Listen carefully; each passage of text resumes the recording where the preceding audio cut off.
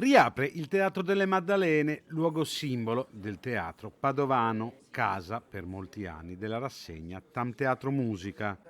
Uno spazio chiuso da troppo tempo che torna a essere luogo in cui coltivare relazioni grazie alla sinergia tra il Comune di Padova e il Teatro Stabile del Veneto. Nel 2012 il terremoto, ahimè, lo rende inagibile, per diversi anni dobbiamo recuperare le risorse, con l'ultimo milione investito l'abbiamo restituito alla città e deciso strategicamente di creare una collaborazione organica con lo Stabile del Veneto. Uno spazio per i padovani recuperato grazie al Comune e che prende vita grazie ai nuovi format pensati dal Teatro Stabile del Veneto. Questo è il teatro della città, davvero.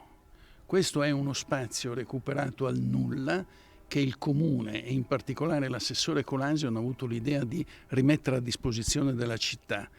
Nel teatro grande per fare spettacoli un po' più importanti che hanno bisogno di un palcoscenico diverso e qui per fare le nuove ipotesi di relazione col pubblico, per esempio TEDx.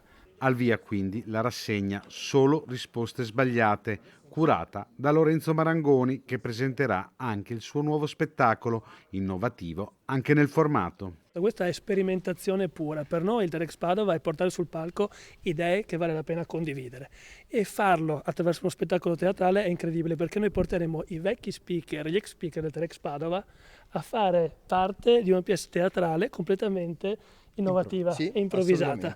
Assolutamente sì, questo format fra degli esercizi di coesistenza saranno serate di un'ora, iniziano sempre alle 19 e sono divise in due metà. Nella prima metà c'è una chiacchierata, un talk, uno speech proprio con un ex speaker del TEDx Padova e la seconda metà, un cast di 6 attori, prenderà i contenuti del talk e li metterà in scena in modo improvvisato.